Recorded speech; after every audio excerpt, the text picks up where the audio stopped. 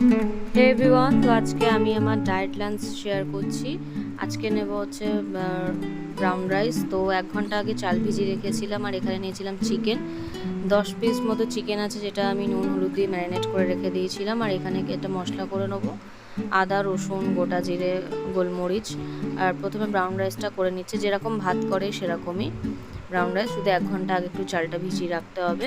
এরপরে আমি চিকেনটা স্টার্ট করব করায়। আমি নিয়েছিলাম গাজর, বিনস, টমেটো, কাঁচা লঙ্কা, টক দই, পেঁয়াজ কুচি আর টমেটো। আর এই পাশে চিকেনটা আমার বরের জন্য আলাদা মশলা দিয়ে আর কি করে দেবো, আর আমারটা তেল ছাড়া মশলা ছাড়া।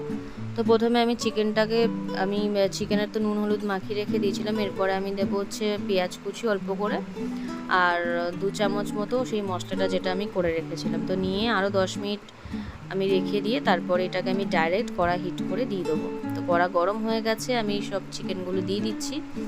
প্রথমে আমি 5 মিনিট ধরে আমি চিকেনটাকে কষাবো। যখন চিকেন থেকে একটু জল ছেড়ে আসবে তখন আমি ওই সবজিগুলো দিয়ে দেবো। সবজিগুলো দিয়ে আমি আরও 5 মিনিট কষাবো, আর অবশ্যই করে ঢেকে কষাতে হবে।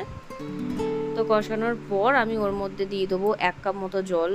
আমি একটু স্যুপ করবো আর কি, ওই জন্যে। আর নামানোর আগে আমি একটু গোলমরিচ গুঁড়ো দিয়েছিলাম, আর কোনো মশলা নেই।